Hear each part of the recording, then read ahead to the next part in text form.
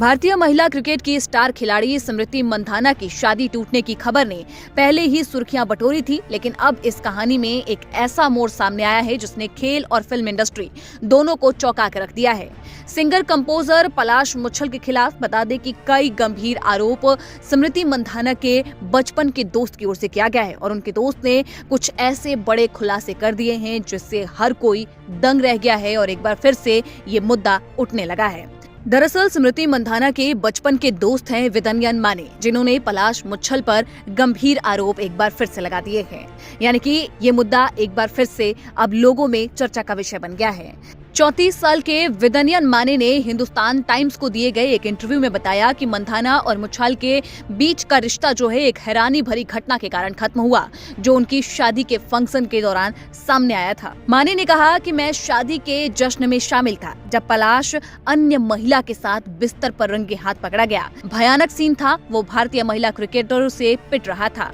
पूरा परिवार चिंदी चोर है। मुझे लगा कि वो शादी करके सांगली में बस जाएगा, लेकिन इसने मुझे झकझोर के रख दिया। माने ने आगे कहा कि वो स्मृति मंधाना के बचपन के दोस्त हैं और उनके परिवार के कारण ही पलाश मुच्छल से उनका परिचय हुआ था। माने ने मुच्छल परिवार के खिलाफ आर्थिक बेईमानी के भी आरोप लगाए हैं।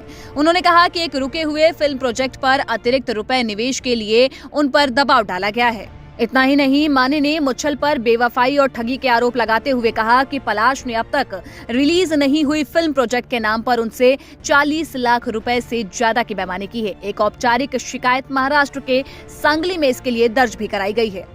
माने ने कहा कि जब मैं पलाश मुच्छल की मां से पिछले महीने मिला तो उन्होंने कहा कि फिल्म का बजट बढ़कर 1.5 करोड़ हो गया है।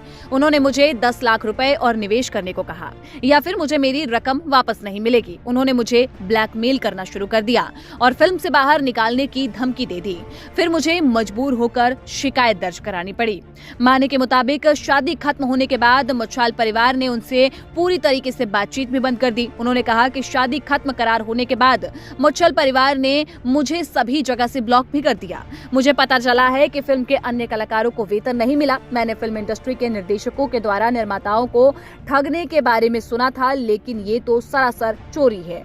माने ने यह भी कहा कि उनके पास अपने दावों को साबित करने के लिए सबूत है। उन्होंने कहा, मैंने चैट्स, फोन पर बातचीत के सहित सभी सबूत अपने पास सुरक्षित रखे हुए हैं, जो कि मैं पुलिस और मीडिया से शेयर करना चाहता हूं। हालांकि माने के द्वारा लगाए गए इन तमाम आरोपों को पलाश मुच्छल की ओर से सिरे से खारिज कर दिया गया है। पलाश मुच्छल ने भी अपने सोशल मीडिया प्लेटफॉर्म पर इस पर रिएक्शन दिया था और उन्होंने अपने ऊपर लगे ये सभी एलिगेशन को बेसलेस बता दिया था। विदन माने के आरोपों पर पलाश मुच्छल ने अपने इंस्टा स्टोरी के जरिए जवाब दिया।